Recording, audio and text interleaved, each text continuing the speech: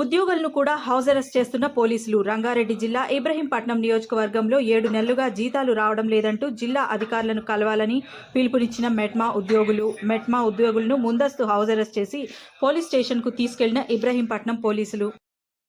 నమస్కారం, నా పేరు అంశమ్మ. మాది ఇబ్రహీంపట్నం మున్సిపాలిటీ నుంచి మాకు మెట్మా ఆర్పీలము. మాకు జీతాలు రాక 7 నెలలు అవుతుంది.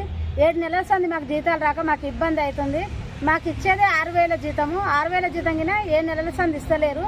మేము మా యూనియన్ కలిసి ఒక మీటింగ్ పెట్టుకొని మేము మాట్లాడుకుందాము. మా హెడ్ ఆఫీస్లో ఒక లెటర్ ఇచ్చి మాకు జీతాలు రావాలని మేము పోదామని మేము ఈరోజు రెడీ అవుతున్నాము. అన్న మూమెంట్లోనే ఈ ప్రభుత్వం మరి ఎక్కడికి వెళ్ళి రిపోర్ట్ తీసుకుందో మాకు తెలియదు. మమ్మల్ని ముందస్తుగానే అరెస్ట్ చేసిరు సార్. ఇంత ఘోరం అయితే ఏ ప్రభుత్వం కింద మమ్మల్ని ఇప్పటి వరకు అరెస్ట్ చేయలేదు. ఇప్పుడే చేసిరు సార్. మాకు బాధ అవుతుంది. మా జీతాలు కానీ ఇప్పుడు వచ్చిన ప్రభుత్వము మాకు 10,000 జీతం ఇస్తామని చెప్పారు.